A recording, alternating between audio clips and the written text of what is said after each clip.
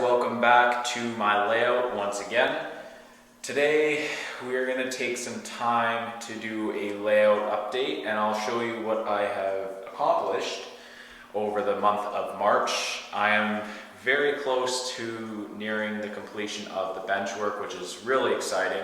So without any further ado, I'll go ahead and I'll change the position of the camera and I'll show you what I have accomplished since the last layout update. So kind of picking up where we left off here from the last layout update, I continued the bench work and actually finished the main framework for the upper level, this is where the upper level yard will be. And I finished all of the framework all the way over to where the upper gate will be. Now basically for the upper level, all I have left to do is put my sheets of plywood on there, and I've already gone ahead and done cut out the plywood to the shape that I need it for the upper level. So I'll go ahead and show you what I have accomplished there. And really, I only have maybe 5 more sheets of 1/4 inch plywood to go in order to finish the upper level bench work. So I'll go ahead and show you what I've done with the rest of the upper level, and we'll go from there. So the upper level, I'm using 1/4 inch plywood, nothing thick. I want to try and keep the upper level as lightweight as possible. That way there's no chance that the front will sag from all the weight, because I mean, I still have all the foam and plaster and whatever else I'll be doing there. So I want to keep it as lightweight, or the bench work as lightweight as possible, to allow me to add more weight later on. But as you can see, the plywood for the upper level has been cut to shape in this section here, and continues all the way around here. I have another sheet that isn't screwed down there, and then you come to this section. This section I skipped because it's not exactly finished yet. Well, framework wise, I still have to put another little section in here to support the plywood a little bit better. But I measured it out so I can just plop one piece of 4x8 sheet of plywood on there and cut it to shape. So where that end is there and that end is there is where the sheet that I have yet to get will meet up perfectly. Continuing on down this way, I cut the plywood out for here, and farther down here, this will be where the main part of the mountains will be, and cliff sides and whatnot, aside from the grade. But I still have to do for the plywood, I still have to do in this section here, where the town will be, all the way around in here. And sorry if I moved the camera too quick there, but continue the plywood all the way down to the end there, and that will complete the bench work, really, aside from one more gate. So I've finished 2 out of the 3 gates. I still have 1 to go, and I'll go ahead and show you those gates right now. So this is the first gate that I put together, and for it being the first time I've ever had to build a swing gate like this, I think it went pretty well. I had some help from books, obviously, and I also had some help from my buddy Greg, West Coast Rails. Some of you know him on YouTube here. Great guy, great modeler too, for sure.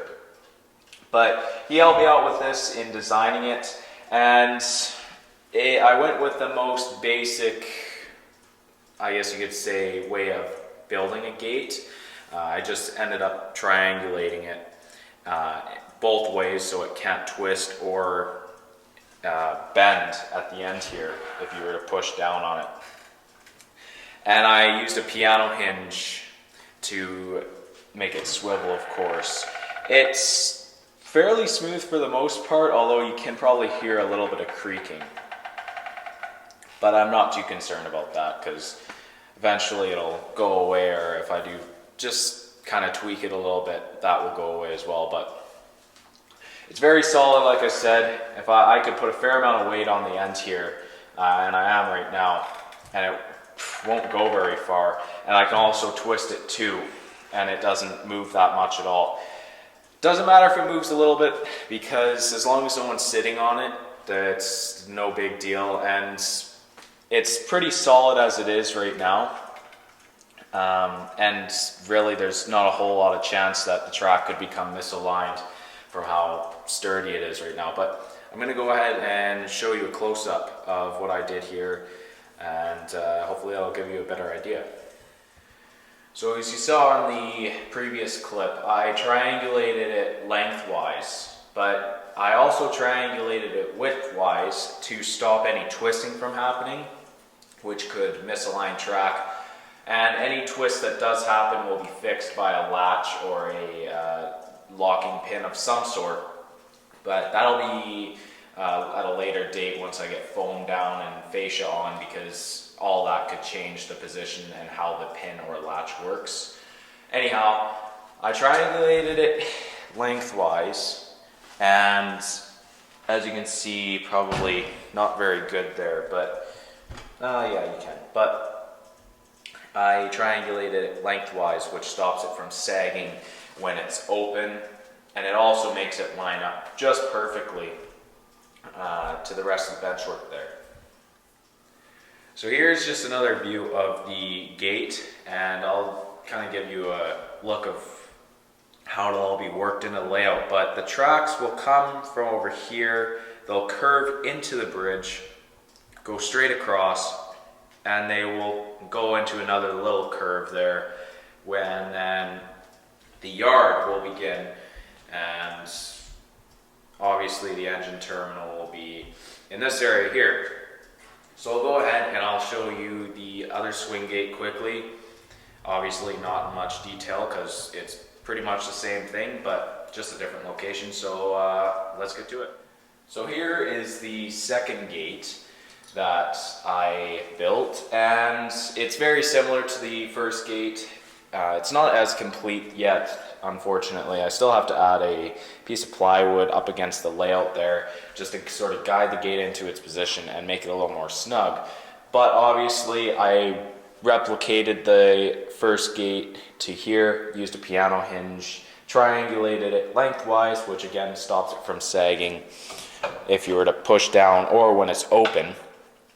And I triangulated it widthwise, which stops it from being able to twist and whatever else. It just makes it a little more solid, and it also helped me with sort of lining up my plywood just a little bit, because this corner here tend to be a little higher than this corner, which is partly due to twisting. So for being, like I said, the first time I've ever had to build these gates, I think this would be the best method rather, if you're again starting a layout and for the first time have to do one of these gates, is just making triangles, because it's as solid as it gets. I think it's probably one of the most solid ways, but I may be wrong, being that this is the only way that I have ever tried to do it. The way I will be locking these into place is just these little bolt locking pins here, whatever you want to call them.